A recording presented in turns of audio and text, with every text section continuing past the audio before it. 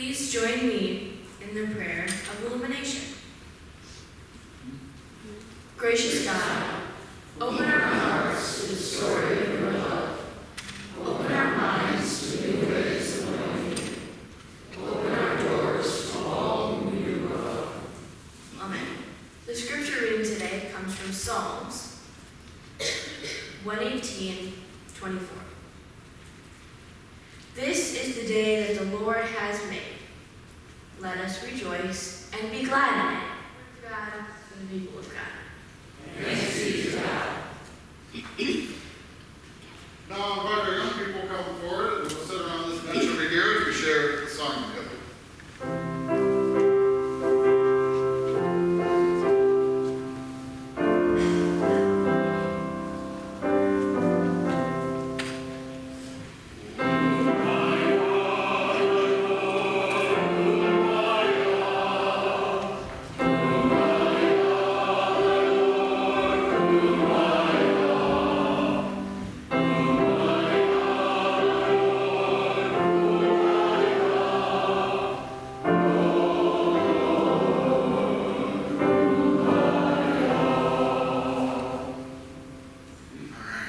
So did you hear that scripture that I read today? It was pretty quick, wasn't it?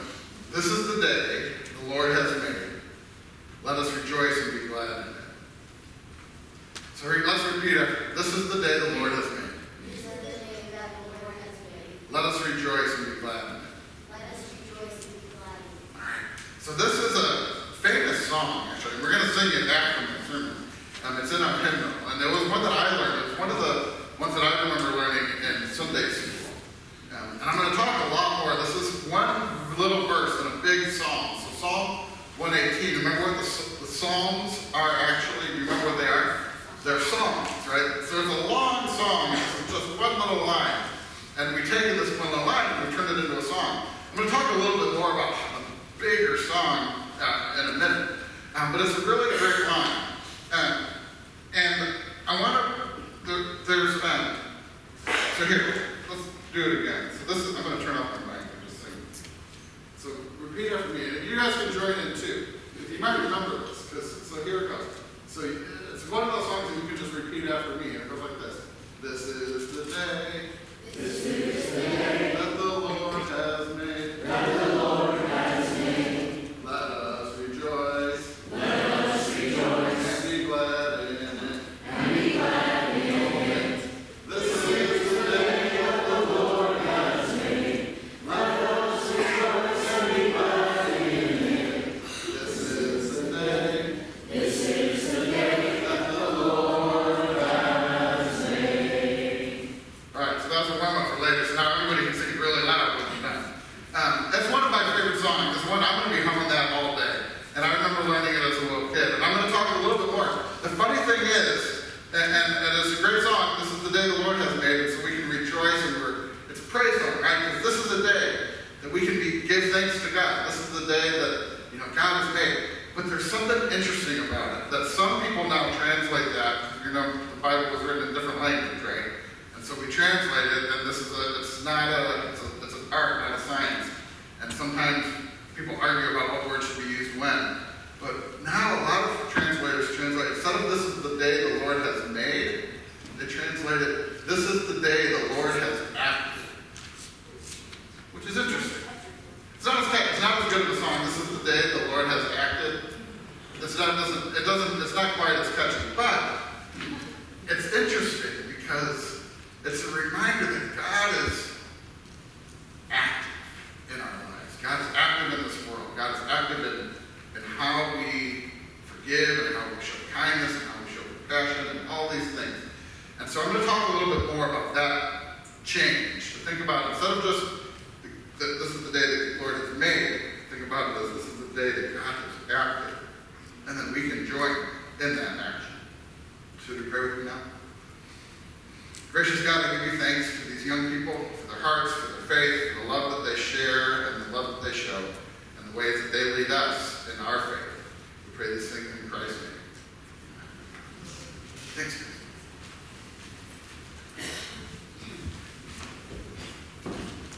Oh, really?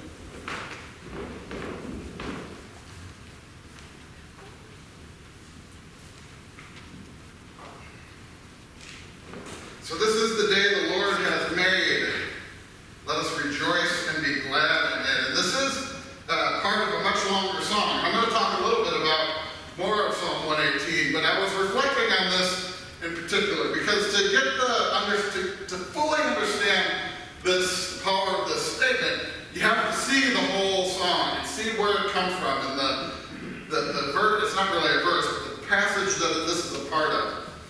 And I was thinking about the fact that one of a pivotal moment in my life was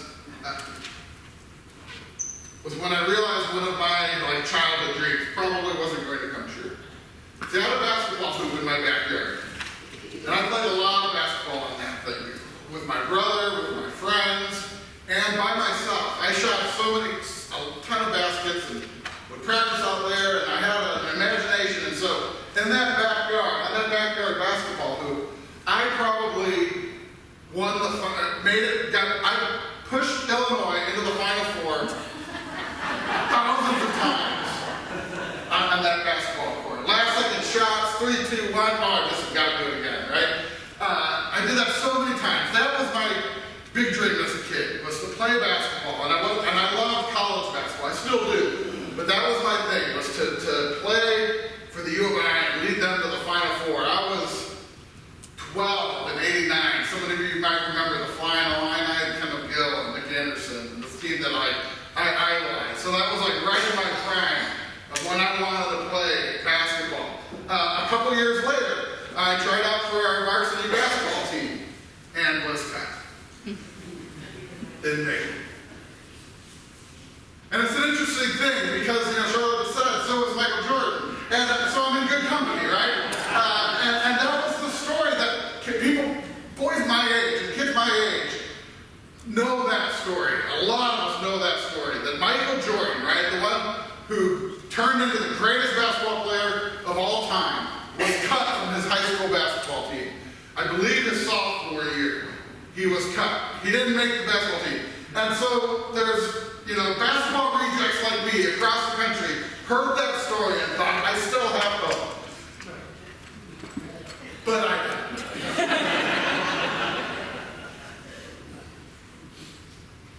And the funny thing is, the story of Michael Jordan getting cut from the basketball team is one of a lot of stories like this.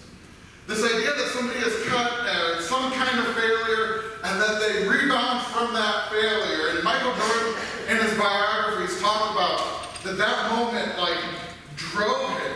His whole career, he was driven by that moment of being rejected. But over and over, anytime anyone slighted him or doubted him, or he would turn the littlest criticism into the fuel of why he would just destroy people. He was one of the most competitive people ever. There's some moral things that he had some issues with, but on the basketball court, he was amazing, right? And it was the failures that drove him. And there's been other amazing failures in life. Like Albert Einstein, right, famously was not a good student and couldn't get, a good job in the science fields that he wanted. And so he got a job as a patent clerk. This sort of menial job that anybody probably could have done.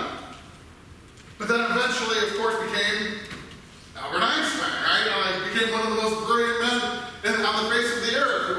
His name is synonymous with genius and brilliance. There have been so many others. Steve Jobs was fired from the company that he started.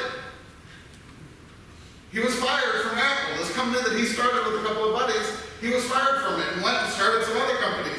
And then came back and took over Apple and took it into a whole other level.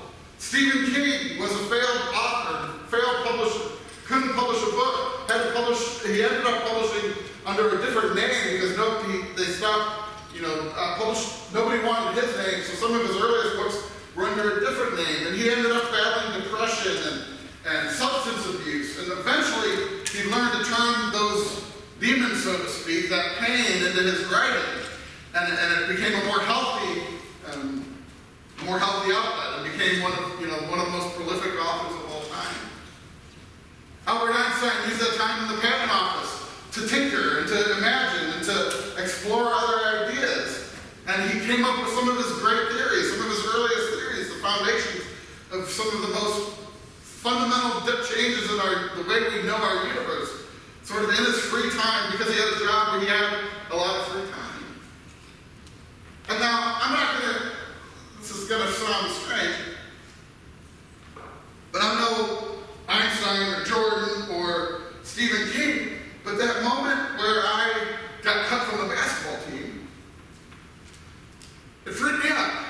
And I started to explore some other things. Basketball had been and sports in general had been such a big part of my life. That's what I thought I was going to be. It allowed me to try to explore some other things instead. And I started writing for our school paper. And I started exploring some other writing that I had done. And I wrote for the school paper and really loved it. And started getting involved in that aspect of life. And I published a column that was, that a lot of people liked and kind of caught some buzz in the school. And it was this exciting thing. And this writing thing became a big part of who I was instead. And so I took this failure that I had in one aspect, and it gave me a chance to start focusing on something else. And writing has become a part of my life ever since. And I share all of this because I want to reflect on this idea that this is the day the Lord has made. Let us rejoice and be glad in it. This verse makes sense as a song of praise. It's a wonderful thing. Lift it out of context. It's just a beautiful thing to say. And it's true. And that's why it's a good song, because it's always true. And we can give thanks to God right now. This is the day. God has made it. And we can give thanks. But if you look a little deeper into this psalm, it starts to have so much more meaning. Because just a couple of verses before that is this idea that gets lifted up. The stone which the builders rejected has become the chief cornerstone. This is the Lord's doing. It's marvelous in our eyes. This is the day which the Lord has made. Let us rejoice and be glad in it. Save us, we beseech thee, O Lord. O Lord, we beseech thee, give us success. So this line, this is the day the Lord has made. Let us rejoice and be glad in it, comes immediately after this idea. The stone which the builders have rejected has become our cornerstone. And this is another greatest hit. This is a quotable verse. It's so quotable that Jesus quoted it. Jesus quoted it in one of his stories. The stone which the builders have rejected has become our cornerstone. This whole song, Psalm 118, is a song of redemption. It's a song of struggle. It's a song of God saving the people through a difficult time, through struggle, through the enemies that surrounded them. This was a song that was written after the exile. It was a song that was written for a festival. Most think it was written for what's called Sukkot, the festival of booths. This was a harvest celebration. And it was a time to remember how God gave them shelter through the wilderness.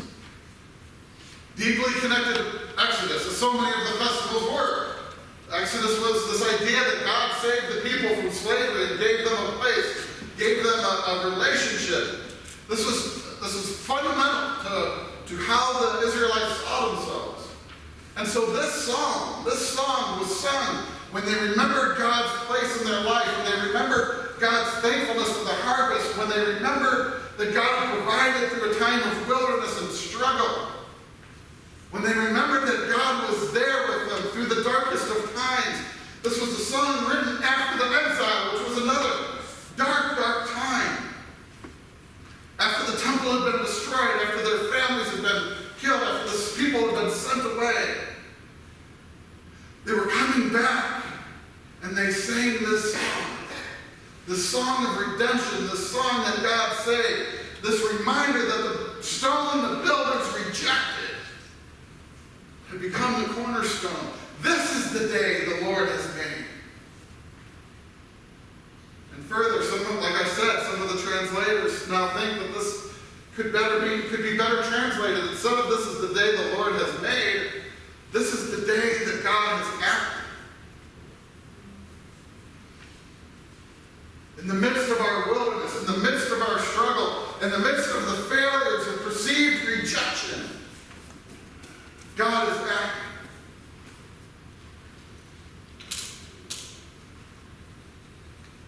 God takes the rejected, the cast off, the put the neglected, the marginalized. God takes the ones that have been called failures. God takes the ones that are called sinners of no redeeming. God takes the people that are no people and claims them and says, you are my people. God took a band of slaves from Egypt and said, you are my people. God took this wandering nomad named Abraham and said, you are my people. And this is the song that is sung. This Psalm 118 is sung in our Christian year. I talk sometimes about the lectionary. I don't always use it. But the lectionary is the selection of readings that the church, that a council of, a bunch of Christians have gotten together and said, these are readings that many churches use. A lot of Lutheran churches use it. A lot of Episcopalian churches use it. A lot of Methodist churches use it. And every year, Psalm 118 is used on Easter Sunday. It is an Easter hymn. It is a reminder that God has done and God is doing. And what's interesting is that it's also used on Palm Sunday. Because in the midst of this song, there is both that call for salvation, as it says in the end of this paragraph, save us, we beseech thee, O Lord, save us.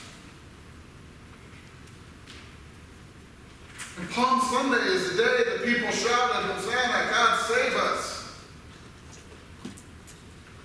And the next Sunday is Easter, when God did. And so here in this song captures both our yearning for God to act and our claim that God has. This is the day the Lord has acted.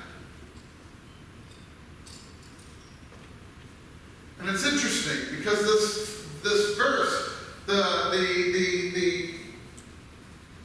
has taken the stone that the people have rejected, the stone that the builders have rejected, has become the cornerstone. This thing that was cast aside, this thing that in the moment seemed like the worst thing that could happen. God can take that thing and use it as the cornerstone of something new. And that's a tough thing to see sometimes when you're in the midst of it. It's a tough thing to see sometimes when you're wandering in the wilderness that God somehow is there. It's a tough thing to see when you've been rejected, when you've been called not good enough, when you've been called faulty or an abomination, when you've been called not enough. It's hard to see that somehow that moment can be used. It's hard to see in the midst of the greatest tragedies in our life, in death or in diagnoses or in struggles or losing a job or being cut from the basketball team. It's hard in those moments of life to see that anything can happen. And that's often when people say these words. You've heard them said before. Well, everything happens for a reason.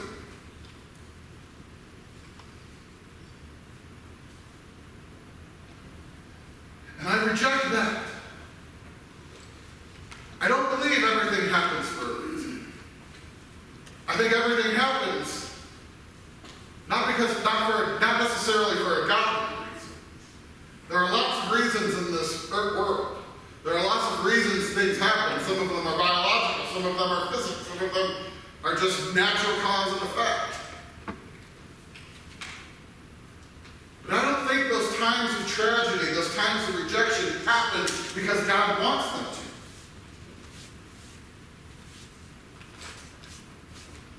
It's the builders who rejected the stone. Not God. But God can take that moment of rejection. God can take that moment of despair. God can take that time of wilderness. God can take that walk through the valley of the shadow of death and redeem it. Because this is the day that God is acting. So we come to this place from many different places, many different points in our life. Some of us might be struggling with something. Some of us might be rejoicing over something. Some of us are in times of transition. Some of us are in times of stagnation. I don't know. Some of us are yearning for a vacation.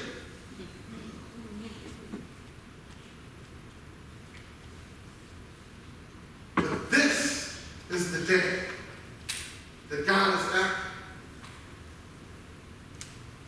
This is the day that all the rejection in your life can be redeemed. This is the day that all the things that have come before can be before. Because this is the day the Lord has made. And that is reason to rejoice. There is reason to rejoice in the day, a chance to find redemption, a day to remember resurrection. See, Easter is not just something that happened one time, a long time ago. That's the other interesting part about this phrase. This day is describing something that happened, and it's also describing something that's happening right now.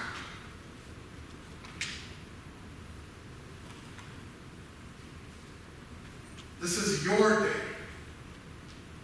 that God is acting. And whatever's been rejected, whenever you felt outcast or unredeemable, know that those are the moments, those are the things, those are the times in your life that God can take. Those pains that we have, those disappointments we harbor, that bitterness we feel. God is a God who can take that thing and make it new. And we can sing this song. This is the day that God has made. We can rejoice